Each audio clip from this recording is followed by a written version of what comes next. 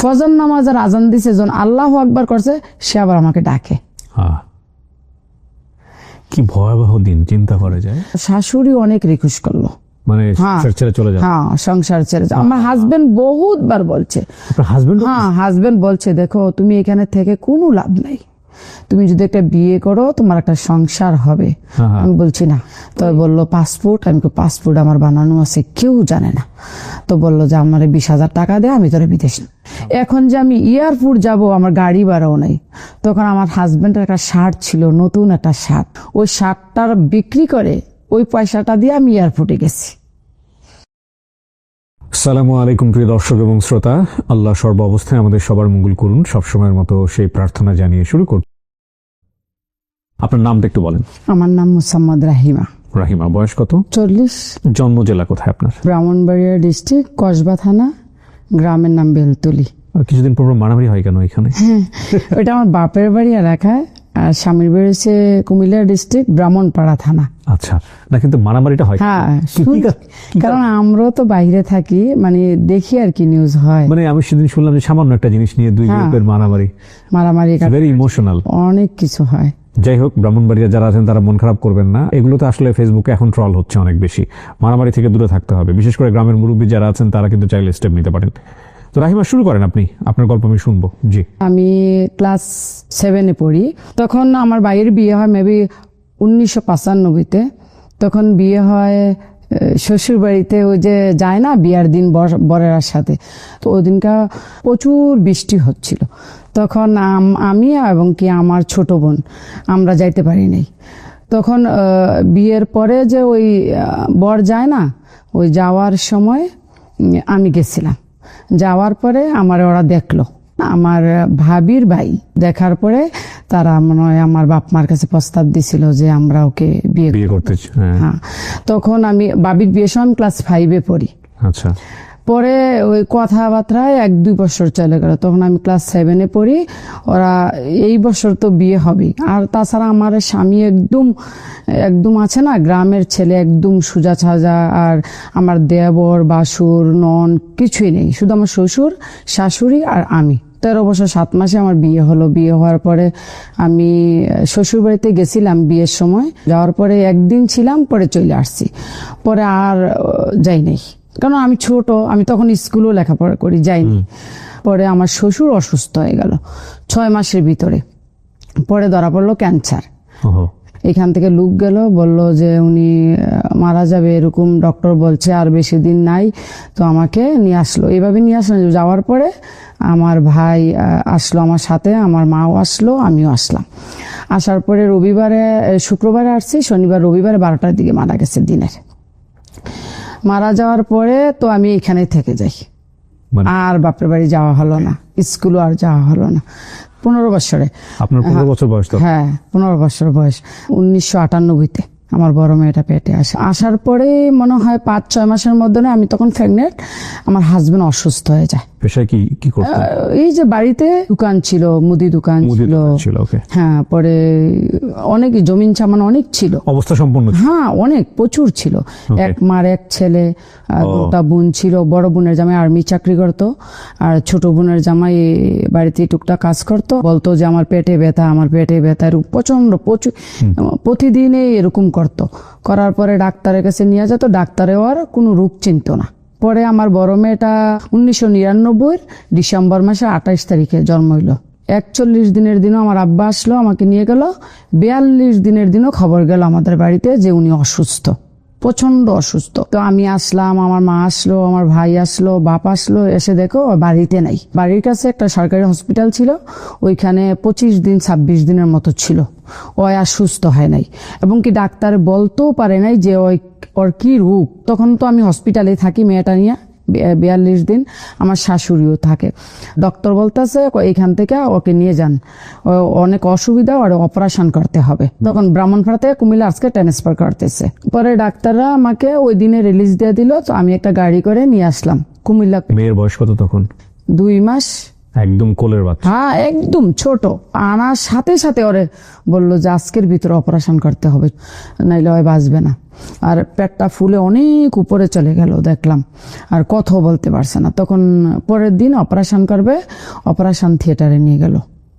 তখন বললো যে ব্লাড লাগবে। দেখলাম যে না, ওরও বি পজিটিভ, আমারও বি পজিটিভ। বলছে 2 মাসের বাচ্চাটাকে আপনারা ব্লাড নিতেছেন, এটা তো ভালো না। তখন আমাকে ডাক্তার উঠাই দিল যে ব্লাড দেওয়া যাবে না, আপনি যান। ব্লাড নিছি, নিয়ে ওর অপারেশন হলো। 3 দিন পর ওর গান আসছে। 4 দিন 5 দিন পরে ডাক্তার আসলো। আসার পরে ডাক্তার দেখলো এটা ফুলে ও অনেক উপরে উঠে গেছে, সিঁড়িটা অনেক উপরে উঠে গেছে। পরে ওই ডাক্তারের কেসিটা দিয়া শুধু সুতাটার মধ্যে এমন করছে, পুরাটা সুতা উঠে গেছে, আর পেটটা এরকম হয়ে গেছে। এবং কি পেটের ভিতরে সবকিছু দেখা যাচ্ছে, হাত উজুরি জাত যত কিছু আছে। ওই যে সিলিটা উঠে গেল, এইভাবে ডাকলো ডাক্তারে। প্রথম পেটের মধ্যে ওই যে রুই আছে না, ফুম, ওইগুলা দেয়। পরে 2-3টা গামছা দিয়া বাঁধে, 2-3টা, পরে আবার 2-3টা টাওয়াল দেয়, পরে আবার বেল দেয়। ওই 1 ঘন্টার মধ্যে ওইগুলো আবার পানি দিয়ে ভিজে যায়। এরকম করতে করতে করতে অনেক দিন চলে গেল। পরে দেখতাম ডাক্তার 9টার দিকে ড্রেসিং করাইতে আসে, 9টার দিকে একবার, দুপুরে একটা, 2টার দিকে একবার, আবার রাতও একবার। তারপরও মাল কাড়ে না, বেড মেট সবকিছু পানি পানি হয়ে যায়। আবার 7 দিনের বেলা ডাক্তার আসলো, তখন আমার আব্বুও খারাপ ছিল। তো আমি আবার বাচ্চা কান্দাকাটি করে দেখে বালকিনিতে ছিলাম। 2 মাসের বাচ্চা নেই? হ্যাঁ, আমি একদিনও বাড়িতে যাই নাই। বুঝে ওঠার আগেই সংসার, মানে প্রেম ভালোবাসা তো ডেফিনেটলি সেই বয়সে সে বুঝে না, তার আগেই তার সংসার শুরু হয়ে গেছে, তার আগেই বাচ্চা কাচ্চা, এবং তারপরে দায়িত্ব। দেখেন, আজকের এই গল্পটা ডেফিনেটলি এটা ওনার ব্যক্তি জীবনের গল্প। এই জিনিসটাকে ইন্সপায়ার করে একবারে জাতীয়ভাবে চিন্তা করার কোনো সুযোগ নাই যে ডেফিনেটলি এত অল্প বয়সে বিয়ে হলেই সুখী হইতো। ব্যাপারটা এরকম না, অল্প বয়সে বিয়ে হওয়া অনেক দুর্ঘটনাও আছে। তো এটা ওনার জীবনে হয়েছে। তো এটা দিয়ে অনেক সময় গুরুজনরা এটা বলেন যে আসলে যে ভালো সে সব জায়গাতেই ভালো। ঠিক আছে, জি বলেন। তারপর পরে 7 দিনের দিনও ডাক্তার আসলো। পরে আব্বাকে বলল যে ওই আর বাঁচবে না, 4 দিন মনে হয় আছে, যা কিছু খাওয়ার খাওয়াই নিয়ে। যদি ডাক্তার এই বাবু বলছে ওই যদি কাঁচামরিচও খেতে চায় ওইটাও দিয়েন। পরে 4 দিন বাঁচলো, বাঁচতে তো আছে। খাবার ডাক্তার বলছে খেতে দেন, খানা বন্ধ করবেন না। পরে ওই মুখি দিয়ে যদি মাংসের টুকরাটা দিত না, ওই ডেসিনলা আসতো, পরিষ্কার হতো, ওই মাংস টুকরাটা আবার ওয়াপেস চলে আসতো, ও ভাত গুলে চলে আসতো, আবার খাইতো, কিন্তু পেটের দিক দিয়ে বের হয়ে যেত না, ওই হজম হয় নাই। পরে আমরা শুনছি আর কি, ডাক্তাররা মানে অন্য মানুষে বলছে যে ডাক্তারে যে অপারেশন করছে, কিন্তু ওর লং টাইম অপারেশন, আর এমন দুর্গন্ধ বলা যায় না, এমন দুর্গন্ধ বলা যায় না। তখন আমি ওই হসপিটাল থেকেই ক্ষেত বিক্রি করতেছি, জমি বিক্রি করে। হ্যাঁ, অনেক জমি বিক্রি করেছি। হয়তো আর সাইন দিতে পারে না, ওই হাতে টিপসই দেয়, এইসব জমি বিক্রি করে। হ্যাঁ, ওই যে বললো ডাক্তারে 4 দিন পরে মারা যাবে, কিছুই হলো না। 15-20 দিন পরে তো আমার শাশুড়ি বললো বাড়িটা একা, আমি একটা ঘুরা দিয়ে আসি। আজকে রাতে এশার নামাজের পরে আমি ওষুধ দিতে গেছি, ওষুধ দেওয়ার পরে দেখি ও আর কথা বলে না, সবাই বলছে যে মরে গেছে। মারা যাওয়ার পরে তো হসপিটাল থেকে দৌড়ে আমার মামা শ্বশুর আবার হসপিটালে গেছে। আবার ফজর নামাজের আজান দিছে, যখন আল্লাহু আকবার করছে, সে আবার আমাকে ডাকে। কি ভয়াবহ দিন, চিন্তা করা যায়।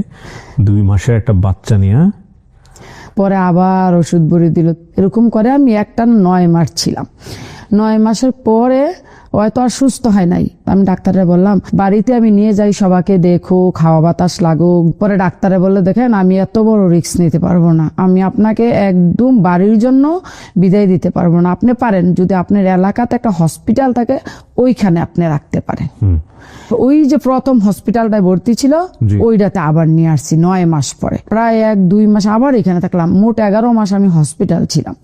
থাকার পরে এই ডাক্তার আমি বললাম আমার বাড়ি তো এখানে পাশেই, তো আপনি একটা কাজ করেন, আমার বাড়িতে যাইতে দেন, আমি বাড়ির আলু বাতাসটা ওরা লাগাই, দেখি ও সুস্থ হয় কিনা। কয় ঠিক আছে, যদি আপনি নিতে পারেন নেন। তখন বাড়িতে আনলাম, ঘরের মধ্যে কেউ আসতে পারে না, গন্ধে এত দুর্গন্ধ। আর আমার শাশুড়ি কাপড়গুলা ধুতো না, ওই যে গামছা টাওয়াল এগুলো, আমার শাশুড়ি এগুলো একদম পচে গেছিল। আমি একটু কম কম নিতাম, কারণ আমি তো বাচ্চার মা। এভরিডে একটা ইনজেকশন করতো, 25,000 টাকা রাখে নিত, ATS ওই যে পেটটা খোলা না, ওইটা ভালো হওয়ার জন্য এভরিডে, প্রথম এভরিডে করতো, পরে আবার 7 দিন পরে একটা করতো, এরকম চিকিৎসা করতে করতে করতে আর তো ভালো হয় না। এখন আমি কি করবো, আমার পিঠ মাটিতে লেগে গেছে, এখন তো আমি বাঁচতে হবে, আমার একটা মেয়ে আছে, 1 সালের কথা বলছি। পরে লাস্টের দিয়া একটু ভালো হলো, ভালোর দিকে যাওয়ার পরে 2002 সালের প্রথম দিয়ে আমার ছোট মেয়েটা পেটে আসলো। 21 দিন পরে ওর পেটটা ফুলে ব্রাউন কালারটা এই কালারটার মতো হয়ে গেল, পুরাটা পেট। আমার শাশুড়ি আর বুঝতে পারে নাই, আমার শাশুড়িটার মধ্যে ওই যে চামড়া দিয়ে একটু হইছে না, পরে তখন সুই লাগাই দেওয়ার পরে এই যে পেটের থেকে ছুটছে পানি, ঠান্ডা, পোছা, এমন ছোটা ছুটছে আর বলার মতো নেই, তীরের মতো। হ্যাঁ, বন্ধ করা যায় না। টাওয়াল দিলে টাওয়ালের উপর দিয়া সবকিছুর উপর দিয়ে এরকম ছুটছে। ছোড়ার পরে ওরা আবার হসপিটাল নিলাম, পরে বললো যে দ্বিতীয় অপারেশন করতে হবে। তো আবার জমিন বিক্রি করলাম, দ্বিতীয় অপারেশন করলাম। দ্বিতীয় অপারেশন করার পরে ওর হাতের নখ চলে গেল, মাথার চুল চলে গেল, শরীরের চামড়া চলে গেল, এবং কি পিছের মেরুদণ্ডটা আছে না, ওইটা একদম ভিতরে চলে গেছে। 24 ঘন্টা এইভাবে শুইতে হয়। প্রশ্নটা করি একটু আপনাকে, আপনার মনে হতো না যে এই সংসার ফেলে চলে যাই? প্রথম এটা হলো, আব্বাকে বললো ডাক্তার যে 4 দিনের মধ্যে মারা যাবে, তখন আব্বা আমার বাড়িতে নিয়ে গেল। আব্বা অনেক বলছে, আমার 7 ভাই, কিন্তু 7 ভাই 3 বোন, আমার ভাইরা অনেক রকমের চেষ্টা করছে, অনেক রকমের, কিন্তু আপনি জানেন না। আমি বলছি না, আমি আব্বাকে একটা কথা বলছি, সে মরবে না বাঁচবে আপনারা কেউ জানেন না, শুধু একমাত্র আল্লাহ জানে। শাশুড়ি অনেক রিকোয়েস্ট করলো, মানে ছেড়ে চলে যাও। হ্যাঁ, সংসার ছেড়ে যাও। আমার হাজবেন্ড বহুতবার বলছে, হাজবেন্ড বলছে, দেখো তুমি এখানে থেকে কোনো লাভ নাই, তুমি যদি একটা বিয়ে করো তোমার একটা সংসার হবে। আমি বলছি না। পরে এইভাবে থেকে গেলাম, পরে আর সুস্থ হয় নাই। সুস্থ না হওয়ার পরে তখন আমার একদম পিঠ মাটিতে লেগে গেল, কিন্তু সম্পত্তি আছে, বিশাল সম্পত্তি। হ্যাঁ, বিক্রি করার পরও আর দোকান ছিল, জমিন জামান প্রচুর আছে, পুষ্করিণী সব অনেক কিছু আছে। ওই প্রেগনেন্ট অবস্থায় আমি আবার একটা লাইফ ইন্স্যুরেন্সের জবও করছি কয়েকদিন, 8-9 মাস 10 মাস। পরে এই জবটা দিয়ে আমার কিছু হলো না। তখন আমার বাড়ির একজন ভাসুর আছে, উনি থাকতো সৌদি আরব। তা আমি একদিন কথাটা আমার সাথেই শেয়ার করলাম। আমি ভাই, আমি কিভাবে বাঁচবো সামনের দিকে, একটা মেয়ে আছে, আবার এখন আমি প্রেগনেন্ট, কি করবো? দেখা যাক, আল্লাহ যা করে করব। ছোট মেয়েটা হওয়ার পরে আমি স্বামী ছেড়ে যাই নাই বিদায় আমার শাশুড়ি আমাকে অনেক অত্যাচার করছে যাওয়ার জন্য। আমার শাশুড়ি আমার এখানে একদিন মারছিল, এমন ভাবে ব্লাড গেছে, আমার পুরা কাপড়গুলা ভিজে গেছিল। আমাকে বলছিল এখানে থেকে কি হবে, তবু আমি যাই নাই। তো ওই বাসুরটা ওই ব্লাড দেখে আমাকে অসুস্থ দেখে ওই আবার ডাক্তারের কাছে নিয়ে গেছিল। ছোট মেয়ের হয়েছে মানে 40 দিনও যায় নাই। ছোট মেয়েটার আমি নিয়ে আমি করলাম ভাই আমার একটা লাইন দাঁড়ান। তো এবার আমার বললো বিদেশ যেতে পারবি? আমি অসুস্থ তখন। হ্যাঁ, অসুস্থই। ওকে। পরে আমি বললাম হ্যাঁ যাব। তো বললো যে যদি যেতে হয় 50,000 টাকা লাগবে, আর পাসপোর্টও বানাতে হবে। পাসপোর্টটা আমি বানালাম। পাসপোর্টটা এমনি ভাবে বানালাম, কেউ জানে না ঘরে, শুধু আমার হাজবেন্ড জানে। তখন আমার ছোট মেয়েটার মেবি 1-2 মাস বয়স। হ্যাঁ। বড়টার 2 বছর, 2-2.5 বছর। হ্যাঁ, এটা 2003 সালের প্রথম জানুয়ারি মাসের ঘটনা। পরে আমার এক ননসের জামাই, মানে এলাকার বাড়ির পাশে বাড়ি, একদিন রাতে আসলো, এসে বলল যে আমি দুবাই যাচ্ছি। আগে দুবাই আসছিল, যে আমি দুবাই যাচ্ছি রাইমা, আমার 20,000 টাকা দে। তখন আমি ওরা বললাম কেউ জানবে না, আমি আপনার 20,000 টাকা দেবো, তবে আপনি আমার বিদেশ নিতে হবে। তো বললো পাসপোর্ট। আমি পাসপোর্ট আমার বানানো আছে, কেউ জানে না। তো বললো যে আমার 20,000 টাকা দে, আমি তোর বিদেশ। স্বামী তো জানতো? হ্যাঁ, শুধু স্বামী জানতো, আর কেউ জানতো না। স্বামীর মাও জানতো না, বোনও জানতো না। পরে আমি অনেক বুঝাইলাম যে আমি তো বাঁচতে হবে 2টা মেয়ে নিয়ে। মানুষও মন্তব্য করে 2টা মেয়ে হয়েছে, সংসারে কেউ নাই, ও কারা লালন পালন করব, কে দেখবো, কে কি করব। আমার কিন্তু এক টাকা নাই। বাপের বাড়ি গেলাম, আব্বারে গিয়ে বললাম যে আব্বা, ওই যে আমাদের ক্ষেতের একটা ক্ষেত আছে, ক্ষেতের পাশে যে স্ক্রিমটা পানি উঠে ক্ষেতের থেকে, ওই ক্ষেতটা করে দিবে। বলতে বন্ধক দেবে। বন্ধক। ওই ক্ষেতটা আঁকতে আমার 20,000 টাকা লাগে। আব্বা বলছে ঠিক আছে। পরে আব্বা ব্যাংকে নিয়ে আমার 20,000 টাকা দিল, রাতে কেউ যাতে না দেখে। পাসপোর্ট কপি, 2 কপি ছবি আর 20,000 টাকা নিয়ে গেলাম ওর বাড়িতে। ওর বাড়ি আবার একটু দূর। পরে ওর 20,000 টাকা দিলাম, ওই দুবাই চলে গেল। ভিসাটা বাইর করলো। বাইর করার পরে আরো 30,000 টাকা দেওয়া লাগবে। 29,000 টাকা কইতে দেবো। তখন আমার শাশুড়ির আমি বললাম, কইরা আবার কোন কথা, বেড়িতে বিদেশ যায়? আমি কই হ্যাঁ আমি যাবো, কি করব? তো বললো না না না না, ওই বেড়িতে বিদেশ যায় থাকতে পারে না, আজকে গেলে কালকে পরে পরে আমার টাকাগুলো মার দিব। আবার বাড়ির মানুষে বলতেছে ও জামাই ছেড়া যায় না, জামাই অসুস্থ, জামাই ছেড়ে বাপের বাড়িতে যায় না, বিদেশ যাইবো, 2টা বাচ্চা কয় এই দরজাতে যাইবো, ওই দরজাতে বাড়ি পারবো। পরে 29,000 টাকা দিলাম। দেওয়ার পরে আরো লাগবে টিকিট কাটতে। এখন ওই টাকাটা আমার হাতে 2003 সালে। হঠাৎ করে একদিন আমার বাসায় ফোন দেওয়ার পরে, রমজানের আগের দিন, কয় শুক্রবারে তোমার ফ্লাইট। আরে কি আশ্চর্য কথাবার্তা, আমি তো জানিও না, শুনিও না, 2টা বাচ্চা আমি কার কাছে রেখে যাবো সেইটাও আমার কোনো কনফার্ম হয় নাই। কয় না, শুক্রবারে তোমার ফ্লাইট। এখন যে আমি এয়ারপোর্ট যাব, আমার গাড়ি ভাড়াও নাই।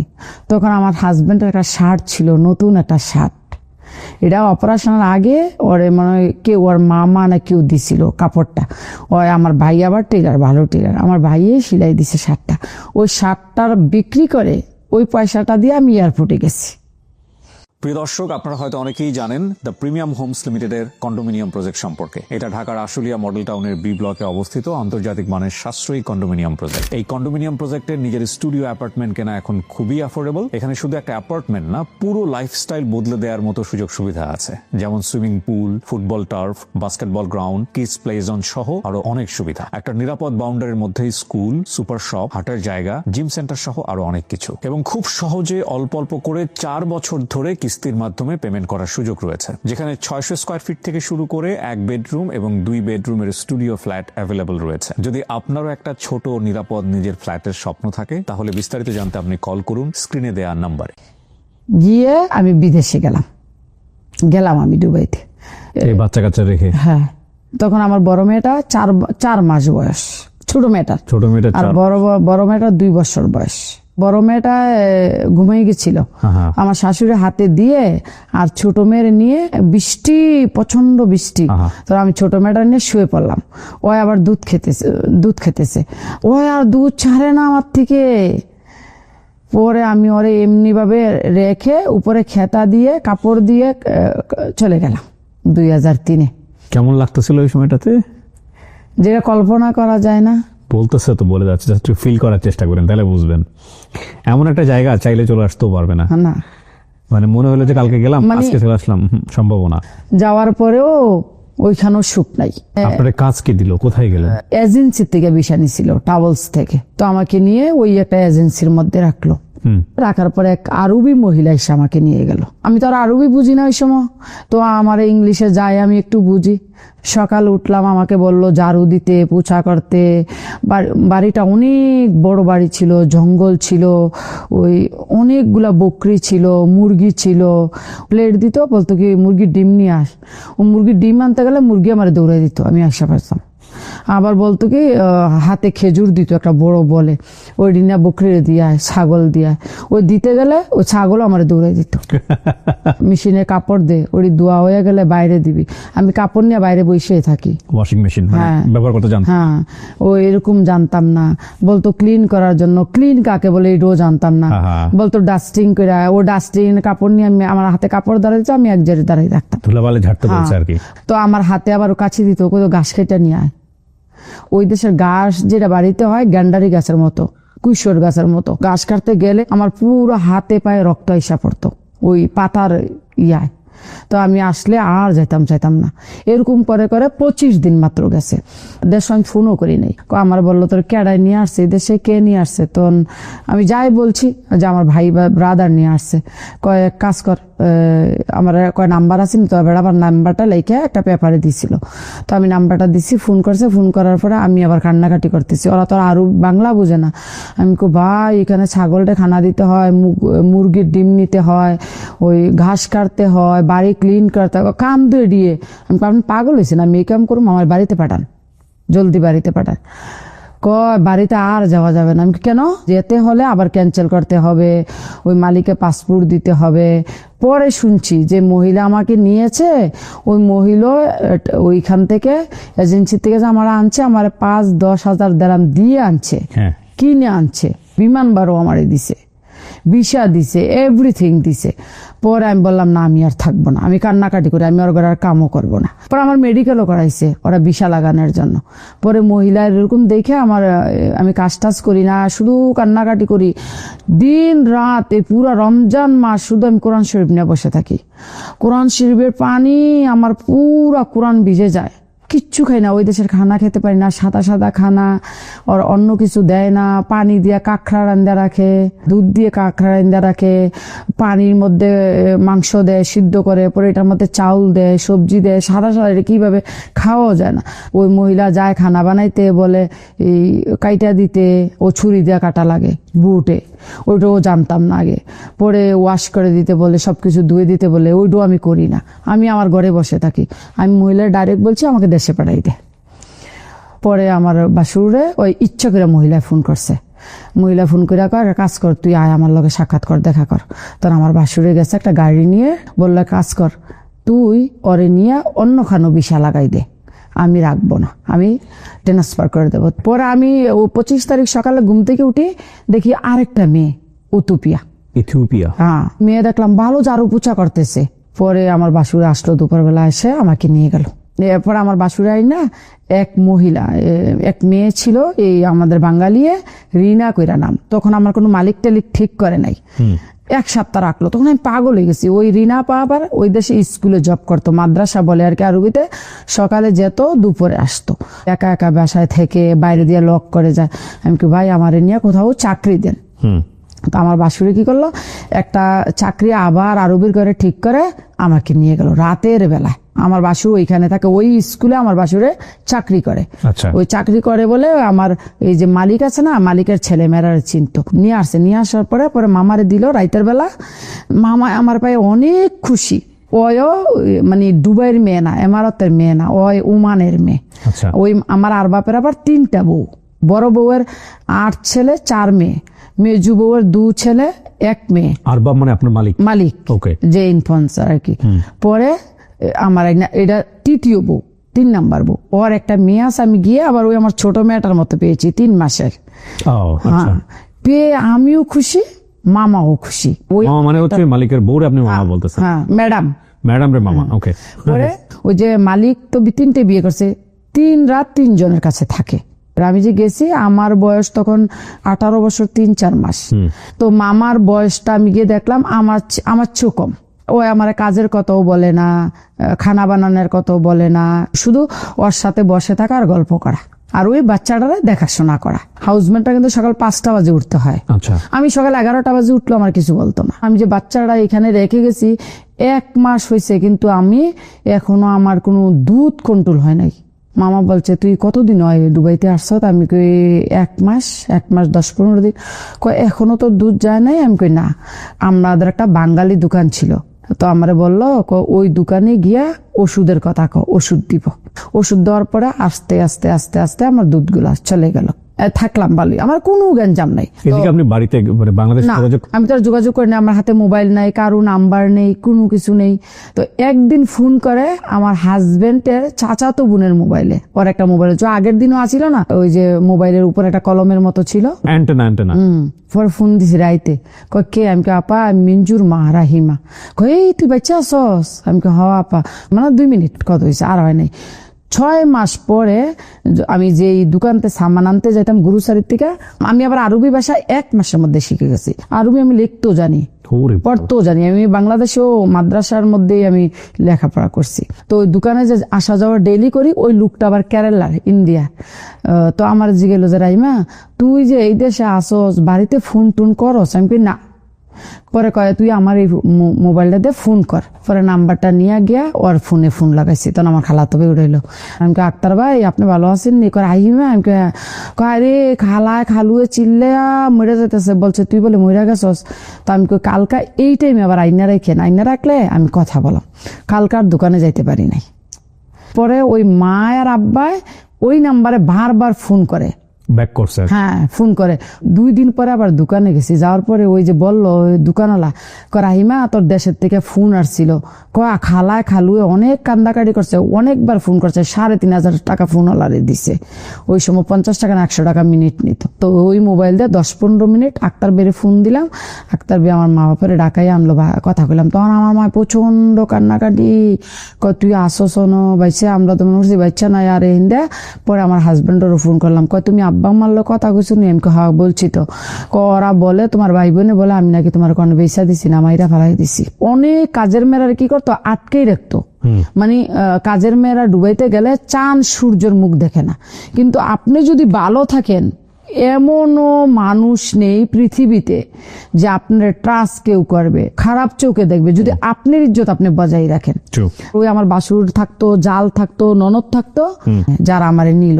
তো এই যে দুপুরে কাজটা শেষ হলে মামা আবার বাচ্চা নিয়ে শুয়ে পড়তো, মানে 2-1 দিন পরে পরে যাইতাম। আম্মা আব্বা বললো কি, রেহানার জামাই পাসপোর্ট করছে, রেহানার জামাই বিদেশ যাইব, আমার ছোট বোনের জামাই। তো আমি আমার এই বাসুরিকে কইলাম, ভাই আমার বোন জামাই আসবো, আপনি একটা ভিসা দেন। কইলো ঠিক আছে, 500 দিরাম দাও প্রথম। আমি ওই সময় চলে গেলাম ওমান গেলাম মামার সাথে। পরে ওই বোন জামাইয়ের ভিসা হলো, সে গেল দুবাইতে, আমি আর দেখলাম না। 2 বছর পরে আমার ভিসা শেষ, কন্ট্যাক্ট। পরে আমি আর বাপে কইলো, তুই মেডিকেল করে তোর ভিসা লাগাব। আমি আর বাপের লোকে প্রচন্ড বড় একটা ঝগড়া লাগাই দিছি। আমি কইছি আমি আর ভিসা লাগাবো না। আমি তখন আরবি জানি একদম ফুল, আমি আর ভিসা লাগাবো না। কেন? আমি দেশে চলে যাবো, আমার বাচ্চা ছোট। আমি একটা কাজ কর, তুই ভিসা লাগাই দেশের থেকে ঘুরে। আমি কই না, ওর বাচ্চাটা আবার চলতে পারে 2 বছর। এই করার পরে তো আমি বললাম ঠিক আছে, ভিসা লাগাইয়া 3 মাস পর আমার ছুটি দিল। বাড়িতে যখন আসছি তখন মালিকের বোর করে 2য় বাচ্চা হয়েছে, 40 দিনও যায় নাই, 18 দিনের ছুটি দিচ্ছে আমারে। আচ্ছা। পরে আমি দেশের থেকে আইসা পড়লাম, আইসা আবার থাকতে লাগলাম। বাংলাদেশে গিয়ে 9 মাস থাকছি। তখন বাচ্চাটা বড়। আপনি এসে কি দেখলাম? জামাইয়ের কেমন অসুস্থ? ওই রকমই দেখলাম। জামাইয়ের দেখাশোনা করে কি ওই সময়টা? ওই শাশুড়ি দেখে। আমার শাশুড়ি ওই সময় আমার মতোই ছিল, 40, 45, 50 এরকম ছিল। তো ওই সময়টাতে কি টাকা পয়সা কিছু ইনকাম করতে? হ্যাঁ, অনেক টাকা ইনকাম। আমি তো ওই যে গেলাম 25 দিন ছিলাম, ওই মহিলা আমাকে 1 মাসের স্যালারি দিয়েছে। তো ওগুলো আপনি কি দেশে পাঠাই দিলেন? না, ওইগুলো আমার বাসুরের কাছে দিলাম, আমি বাসুরে দেশে পাঠাই দিল। আচ্ছা। আর ওই যে 2 বছর ছিলাম, আমার আর বাপে মালিক একসাথে মানে প্রতি মাসে টাকা দিত না, আমার 2 মাস 3 মাস পরে পরে পুরাটা বেতন একসাথে দিত। আচ্ছা, তো আপনি এটা ওই ভাসুরকে দিতেন, ভাসুর দেশে পাঠায়? হ্যাঁ, ওই সময় আমার বাসুরে দিতাম, ব্যাংক ট্যাঙ্ক আমি চিনতাম না, তাছাড়া আমি বাইরেও যেতাম না। পরে টাকাটা ওরাই পাঠাইতো, আমার টাকা কেউ মারতো না। পরে বাড়িতে দিত। পরে 9 মাস পরে ম্যাডাম চলে যাবে ওমান। তো আমাকে আবার বলছে ওমান যাওয়ার জন্য। আমি ম্যাডামরে বুঝিয়ে বললাম, আমি ওই দিন আমি 18 দিনে চলে আসলাম, মেয়েটির ভালো করে দেখলামও না। তো এখন তুই ওমান চলে যা, আমি দেশে চলে যাই। ওমান যদি যায়, বাংলাদেশে হাউসমেট আছে, ও আবার ভালো কেয়ার করে। পরে আর বাপে টিকিট কেটে দিল, আমি একদিন আগে চলে গেলাম, ম্যাডাম একদিন পরে চলে গেল। 3 মাস পরে আমি টিকিট নিয়ে গেলাম। তখন আমি আর মালিকরে জানাই নাই যে আমি অমুক তারিখে আসতেছি। গেলাম, গিয়া দেখি ঘরে মেয়ে তো কাজকর্ম করতেছে। তো মামাই আমার বলতেছে, আমার ঘরে তো অনেকটা মেয়ে আছে, ওর ভিসা টিসা আমরা লাগাইছি। আমি কই থাকুক, ওও কাজ করুক, আমিও করি, 2টা বাচ্চা তো আছে। তো আর বাপে আসলো সন্ধ্যায়, আর বাপের ফোন করছে মালিকরে যে রাহিমা আসছে, এখন কি 2জন লোক আমরা রাহাম? তো আর মালিক বলল না। তখন আর বাপের বড় যে ওয়াইফ, ওর ঘরে আমি চলে গেলাম। ওর ঘরে আমার এলাকার একজন লোক ছিল, খানা বানাইতো, আরবিতে বলে তাব্বা, কুক আর কি, কুক করে। পরে আর বাপের বললাম যে আমি যদি বাইরে কাজ করি, তুই কি আমার ক্যান্সেল করে দিবি? না, ক্যান্সেল করুম না। আমি পাসপোর্ট তোর লগে রাখ, আকামও তোর লগে রাখ, আমার নাম্বারটাও লিখে রাখ, যদি কোনো পুলিশ সিআইডি তোর রাস্তাঘাটে ধরে, তুই ডাইরেক্ট আমার ফোন লাগাই দিবি। আচ্ছা, মানে ওরই অধীনে থাকবেন, কিন্তু বাইরে কাজ? হ্যাঁ, বাইরে কাজ কর। পরে আমার সালাম বে কইলো কি, কাজ করো, স্কুলে গিয়ে দেখো লুক লাগবে কিনা। পরে আমি স্কুলে গেলাম, ওই মালিকের ভাগ্নি আবার ওই স্কুলের টিচার। পরে আমি গিয়ে বললাম, পরে অনেকে বললো আগে তুই কই ছিলি? তো আর বাপের নাম কইছি। তোরা তো আরো ডরে গেছে, আমার আর বাপ কিন্তু অনেক বড় লোক। পরে আচ্ছা ঠিক আছে, তোরা আমি রাতের বেলা জানাই। প্রিয় দর্শক, আপনারা হয়তো অনেকেই জানেন দ্য প্রিমিয়াম হোমস লিমিটেডের কন্ডোমিনিয়াম প্রজেক্ট সম্পর্কে। এটা ঢাকার আশুলিয়া মডেল টাউনের বি ব্লকে অবস্থিত আন্তর্জাতিক মানের সাশ্রয়ী কন্ডোমিনিয়াম প্রজেক্ট। এই কন্ডোমিনিয়াম প্রজেক্টের নিজের স্টুডিও অ্যাপার্টমেন্ট কেনা এখন খুবই অ্যাফোর্ডেবল। এখানে শুধু একটা অ্যাপার্টমেন্ট না, পুরো লাইফস্টাইল বদলে দেওয়ার মতো সুযোগ সুবিধা আছে, যেমন swimming pool, football turf, basketball ground, kids play zone সহ আরো অনেক সুবিধা। একটা নিরাপদ বাউন্ডারির মধ্যেই স্কুল, সুপার শপ, হাঁটার জায়গা, জিম সেন্টার সহ আরো অনেক কিছু, এবং খুব সহজে অল্প অল্প করে 4 বছর ধরে কিস্তির মাধ্যমে পেমেন্ট করার সুযোগ রয়েছে। যেখানে 600 স্কয়ার ফিট থেকে শুরু করে 1 বেডরুম এবং 2 বেডরুমের স্টুডিও ফ্ল্যাট অ্যাভেলেবল রয়েছে। যদি আপনারও একটা ছোট নিরাপদ নিজের ফ্ল্যাটের স্বপ্ন থাকে, তাহলে বিস্তারিত জানতে আপনি কল করুন স্ক্রিনে দেওয়া নাম্বারে। রাতের বেলা যারা তখন আমার কিন্তু মোবাইল নেই। পরে ওই আর বাপের ঘরের কাজের এক মেয়ে আরেকটা ছিল, ওইরও থুপিয়া। পরে ওর হাতের নাম্বারটা দিয়ে আসছি, আমি যদি কোনো কাজ হয় ওর নাম্বার আমার কল করবি। রাতেই কল করছে। আর বাপের বোনের মেয়ে বিয়ে দিছে ওই ঘরের জন্য। ওই মেয়ে আবার প্রেগনেন্ট, বাচ্চা হবে। পরে ওরা রাখছে, আমার এতদিন বসাই রাখলো, বাচ্চা হলো, আমি হসপিটালে গেলাম, বাচ্চা হলো। পরে আমি ওর লগে থাকতে গেলাম। ওর ঘরে থাকতে গিয়ে ওই যে আমি ম্যাডামের সাথে একা থাকছি। ঘরে ড্রাইভার ছিল না, কুকের কোনো লোক ছিল না, আমি একা, ম্যাডাম একা। আমি তো আর বাইরের জগৎটারে দেখি নাই। এই ঘরে আবার 2টা মেয়ে আছে, আপনার হায়দ্রাবাদ আন্ধ্রার। একটা আছে খানা বানা নজরুল করে নাম, চিটাঙ্গের। আর একটা আছে মনির, মনে নোয়াখালীর ড্রাইভার। তো দেখতেছি ওরা কেমন একটা রিলেশন। আমার ওইটা দেখে আর ভালো লাগলো না। বাচ্চাটা হলো 10-15 দিনের মধ্যে এগুলা দেখলাম। আবার দেখলাম যে ছোট মোটো একটা ঝগড়া হয়ে গেল ওরার মধ্যে। গ্যাঞ্জামটা দেখে আমি আর এখানে থাকবো না। আমি ওই পরের যে আর বাপের বোন ওরে বললাম যে আমি এখানে কেন, আমি কই না থাকবো না, আমার পাসপোর্ট দিয়ে আমি চলে যাবো। আবার রিটার্ন গেলাম আর বাপের ঘরে। আর বাপের জিজ্ঞাসা করলাম, আমি কি থাকবো তোর ঘরে রাখলে রাখ, নাইলে আমি আমার বাংলাদেশ পাঠাই দে। কয় না, আর অসুবিধা নাই, তুই চাকরি কর। আমি কই করবো? কয় বাইরে কর। আমার বলছে তুই বললাম ভিসা টিসা ক্যান্সেল করিস না। হ্যাঁ ভালো নয়, আবার যাওয়ান লাগে। তখন থেকে আমি আর ওর কাজ করি না। আমি পার্ট টাইমে 2-3টা কাজ করি, আমার ভালো টাকা ইনকাম হয়। কয়ে কাজ লাগাইছে, এই ঘরের কাজ। এরকম চলতে চলতে অনেক দিন চললো, ভালো ইনকাম আমার হইতেছে। হঠাৎ করে একদিন আমার খালাতো ভাই থাকে ইটালি, ছোট খালার 5 ছেলে ইটালি থাকে। তো বড় ছেলে যে বিয়া করছে, ওর শাশুড়ি আবার দুবাই থাকে, মেইন শহরে। এই যে এখন 165 তলা বিল্ডিং, এটার পাশে। তো ওর ছেলে গেছে বাংলাদেশ থেকে। তো বললো যে রাইমা আমরা কাছে আসো। তো আমি বললাম যে কে লেগা মা? ওই কইলকে জহিরে মেডিকেলে আনফিট হয়েছে, দেশও যাইব গা, সামান টামান যদি দাও আইয়া দিয়া যাও, আইও। তো একদিন আইলাম, আইয়া দেখলাম আইরে বাংলাদেশি মায়া পান অভাব নেই। ওরা রুম নিয়ে থাকে, একটা রুমে 4-5 জন মেয়ে থাকে, বেড প্লিজ নিয়ে। তো আমি বললাম যে মা, ওই এডি যে থাকে পুলিশে ধরে টরে না? কয় না, ওরা পার্ট টাইমে কাজ করে থাকে। তা আমি কইলাম কি, আমি আসলে আমার একটা চাকরি দিতে পারবেন? ওইখানে তো 2-3 জায়গাতে কাজ করা লাগে। কয় হ্যাঁ তুমি আসো। পরে আমি গেলাম, গিয়া মালিকের তে কইয়া বুঝাইয়া আমি চলে আসলাম। আইয়া পরে আমারে কি করলো, ওই মাউয়ে ওই দেশে আবার নিউজ পেপারে অ্যাড দেয় মেডের জন্য। হ্যাঁ, তো দেওয়ার পরে তো আমি ব্রেকফাস্ট লেগে না কি লেগে নিচে গেছিলাম। পরে একটা নিউজ পেপার আনলাম, আইনা দেখলাম একটা অ্যাড দিয়ে রাখছে। ওই ম্যাডামের নাম্বারে আমি ফোন করলাম, পাকিস্তানি ম্যাডাম। তো আমার বললো তুমি আসো, ইন্টারভিউ দাও। তো গেলাম, ইন্টারভিউ নিল ভালোই।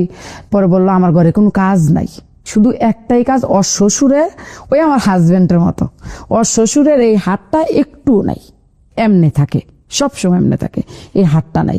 আর এই হাতটার মধ্যে শুধু বড় বড়, প্রথম দেখাইছে না, দেখাইছে এই আমার ঘর এইখানে থাকবি। ওর শ্বশুর আর দেখায় নেই যে আমার ঘরে একটা মেয়ে আসে, ঝাড়ু পোষা করে আর বর্তন টর্তন ধুয়ে যাবে। ঠিক আছে, তো আমি কেন থাকবো? বলছে তুই থাকবি ঘরে, দেখাশোনা করবি, আমি সামটাইম বাইরে যাই। ওই যে মালিক এই পাকিস্তানি বিরাট বড় লোক। ওই দুবাইতে আপনি চিনবেন, রয়্যাল মেরিডিয়ান, লি মেরিডিয়ান, গর্নার হাউস, 3টা 5 স্টার হোটেলের ম্যানেজমেন্ট ডাইরেক্টর। তো সবাই বললো যে তোমার দান এবার লাগছে। তো আমি গেলাম, পরে আমার দেখায় নাই, রাইতে ওই মাঝখানে রুমটা খুলে দিল। ওর শ্বশুর দেখলাম। আমি আবার ওই সময় হিন্দি জানি না, ইংলিশ জানি ফুল, আরবি জানি। আরবিতে কথা বলি, ওই ম্যাডাম জানে না। ম্যাডাম আবার হিন্দি জানে আর ইংলিশ জানে। পরে অনেক নাম দাম দেখলাম বসের, মিস্টার আজার চৌধুরী মারা গেছে এখন, বাচ্চা নেই আর। হ্যাঁ, পরে আমারে বলল মানুষে, ওই ওর ঘরে আসা যাওয়া করে মানুষ, আর স্যার স্যার বলতেছে। পরে গিয়ে দিই, ওর শ্বশুরের আগে পিছে 2টা নার্স আছে, একটা নার্সের স্যালারি ডুবের 10,000 12,000 দিরাম করে, অনেক টাকা। রাইতে ওরে দেখাইলো আমারে, তোর শুধু কাজ, ওয়ান টাইম পরোটা আছে ফ্রিজে, এই পরোটা 2টা গরম করে দিবি, চা বানাই দিবি, আর দুপুরবেলা ওরে খানা দিবি, রুটি বানাই 2টা রুটি দিবি, খানা দিবি, সন্ধ্যায় খানা দিবি। আর ওর মেডিসিন গুলো তো নার্সারা দেখে, সবকিছু নার্সারা, সব নার্সারা ড্রাই আর চেঞ্জ করে, সব কিছু করে। আর আমি শুধু ওই শুয়ে থাকে, এখানে আমার বসা থাকা লাগবে। আমি পানি দিই ওর মুখে, পানি খাওয়ালে এরকম করতে করতে ওরাও আমার অনেক পছন্দ করলো। স্যারের একদিন ডাইকে আন চাই না, স্যারেরা বললো ইশারা দেয়, কথা বলতে পারে না, এখানে বসতো বললো। স্যারেরা হাতে ধরলো, পরে আমার হাতেও ধরলো, কই এটা তোর হাতে উঠাই দিয়ে গেলাম, এটা তোর বোন। হ্যাঁ, শ্বশুরে বললো, সেবা করছে না। হ্যাঁ, বইলাও কান্দা করে দিল। পরে আমার রাখতে রাখলো, পরে আমিও থাকলাম 1 বছর। পরে কি করে, ও বাবারে পার্কে নিয়ে যায় বসের বাপেরও, তো আমিও সাথে যাই, গিয়ে আমিও এরকম সোফায় বসে থাকি। তো একদিন বসে বললো, একদিন যদি সিআইডি পুলিশ চেক করে, আইডি চেক করে, দেখবো তোর ভিসা নাই আমার, তখন আমার 50,000 দিরাম ফাইন হইব, তোর 5 বছরের জেল হইব। তুই এটা কাজ কর, ওইখান থেকে ভিসাটা ক্যান্সেল করে নিয়ে আমি ভিসাটা লাগাম। পরে বিষয়টা আমি এক রাইতে ওইখানে গেলাম, ক্যান্সেল করতাম। আমি আর বাপের সাথে 1 বছর কোনো যোগাযোগ করি নাই। তো আর বাপ মনে করছে, মালিক মনে করছে আমি আর আসবো না। পরে আমারে বললো কি সকালে দিব, তো সকালে বললো গাড়ির মধ্যে দেবো। বোয়ার পর যাইতে আছে গাড়ি দিয়ে, যাও গেদি এক ইমিগ্রেশন লেগে গেছে। পরে কয় তোর পাসপোর্ট আনে। পরে আমি গেলাম, আমার তো সব আটকে ফেললো এরকম একটা রুমে, এখানে তোর পাসপোর্ট। পরে পুলিশে বললো তুই আর বাপের করতে বাগিয়ে গেছিস কারুবিতে? আমি না আমি তো বাগি নাই। তো কয় আর বাপে তোর ব্ল্যাক লিস্ট করে দিছে। আমি না আমি বাগি নাই। পরে ওই চলে গেছে, আমার নামাই দিয়ে চলে গেছে, কিন্তু ওর নাম্বার আছে আমার কাছে।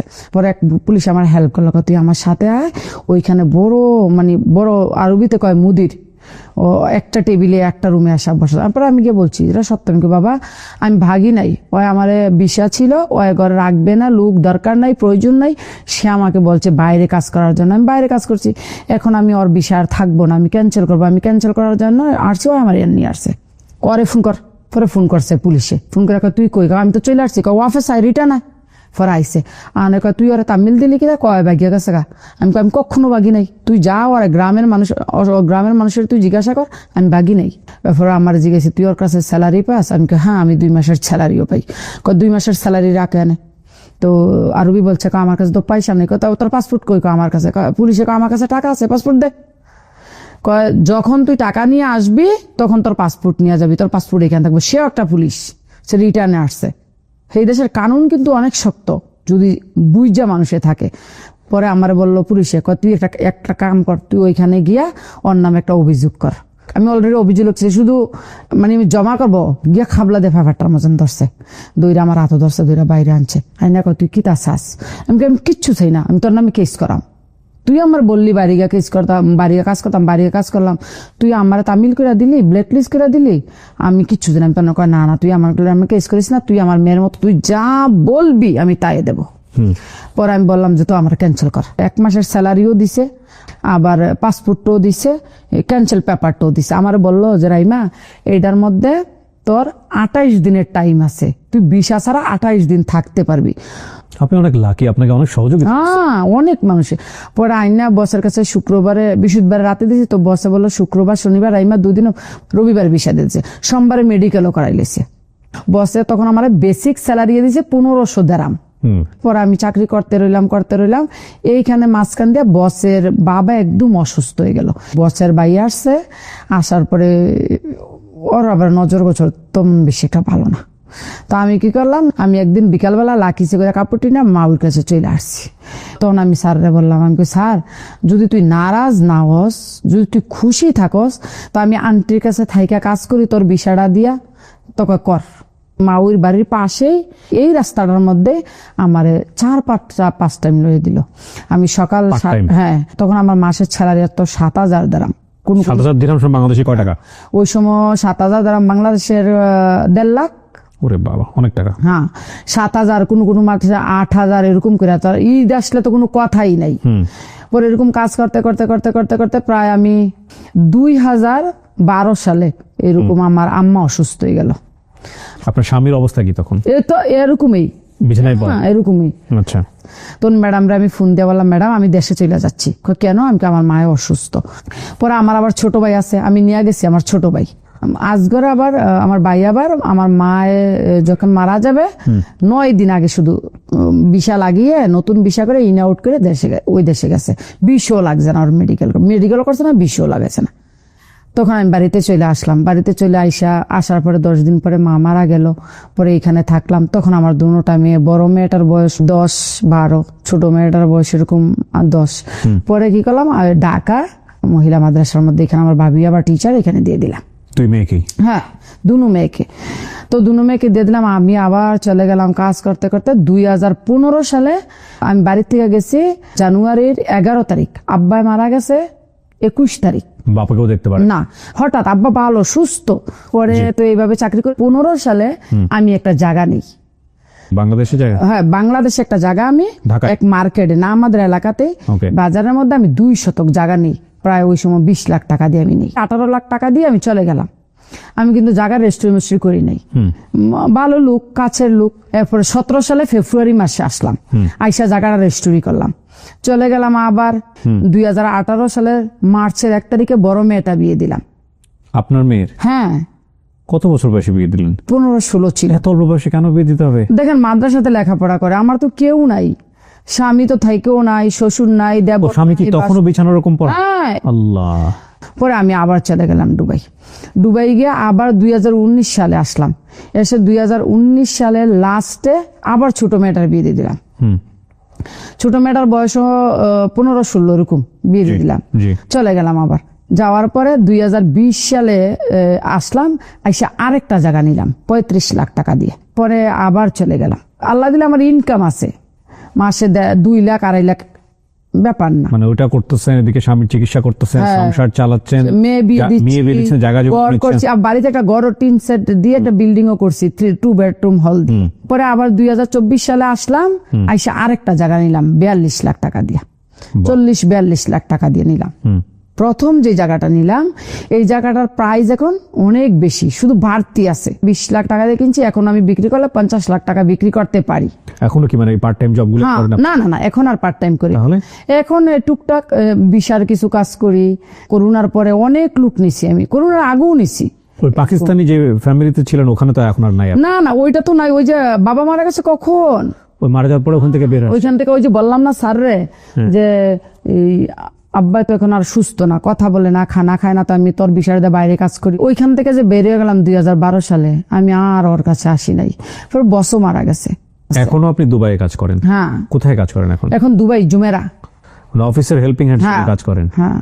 এবং পার্ট টাইম একটা জব করি আমি স্কুলে, 4 ঘন্টা জব করি। ওইখান থেকে আমার প্রতি মাসে 2300 দিরহাম আসে। কত বছর যাবত দেশের বাইরে? 24 বছর। কি পেলেন, কি হারালেন? টাকা হয়েছে, কিন্তু লাইফ তো আর পাই নাই। স্বামীটা কোথায় এখন? আছে বাড়িতে, বিছানায় ওইভাবেই? না, এখন একটু ভালো। একটা দোকান আছে, ওই যে ছোট করে একটা চা পান নিয়ে বসে থাকে। মেয়ের জামাই না? ছোট মেয়ের জামাই আমি নিয়েছি দুবাই। হ্যাঁ, 5 স্টার হলে ওই যে আমার বসের হোটেল ছিল, ওই হোটেলে জব করে, 5 স্টার চাকরিও দিয়ে দিয়েছেন। এবং বড় জামাই মালয়েশিয়া আছে। বাবা যে বলছিল, ভাই যে বলছিল সংসার থেকে বের করে নিয়ে গিয়ে একটা নতুন জীবন দিবে, ওইটা কি ভালো সিদ্ধান্ত ছিল? এই যে কষ্টগুলা করলেন? কষ্টগুলা করেছি, ওইটাও আমি মনে করি যে এক দিক দিয়ে ভালো ছিল, আরেক দিক দিয়ে ভালো ছিল না। কারণ আমার তো মেয়ে ছিল, আমার মেয়েগুলা কোথায় যেত? পেটে ধরে মা হওয়া যায়, সেটা বায়োলজিক্যাল মাদার বলে, কিন্তু মা বা বাবা হওয়ার ব্যাপারটা নির্ভর করে মস্তিষ্কে। যেমন ধরেন এই যে ভদ্রমহিলা যিনি আজকে গল্পটা বলে গেলেন, ওনার গল্পের মূল জায়গাটা আসলে এটাই যে আমার 2টা মেয়ে আছে, সুতরাং আমি আমার জামাই কি অবস্থায় আছে সেটা বড় কথা না, আমার 2টো মেয়ের জন্য দায়িত্ব কাঁধে তুলে নিতে হবে। যিনি জীবনে কোনোদিন দেশের বাইরে যান নাই, তিনি জামাইয়ের একটা শার্ট বিক্রি করে 150 টাকা দিয়ে এয়ারপোর্টে গেছেন, এবং পরে তিনি জানতে পেরেছেন তাকে কিভাবে নেওয়া হয়েছে, টিকিট, এগুলো সে জানতেনও না। এবং তার যে সিনেমাটিক গল্প, এর চেয়ে অনেক সিনেমাটিক গল্প বিশেষ করে প্রবাসী যারা আছেন তাদের অনেকের জীবনে আছে। আমরা এই গল্পগুলো একটু তুলে নিয়ে আসতে চাই একটা দায়িত্ববোধের জায়গাটা থেকে।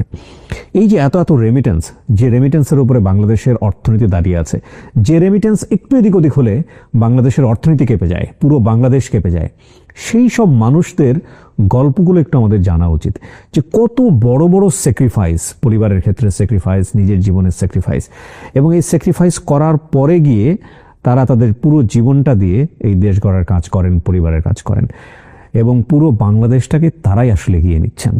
এই মানুষগুলোর গল্পগুলো আপনাদের সামনে আনতে চাই, সম্মানের জায়গা থেকে আনতে চাই, অনুভূতির জায়গা থেকে আনতে চাই, উপলব্ধির জায়গা থেকে আনতে চাই।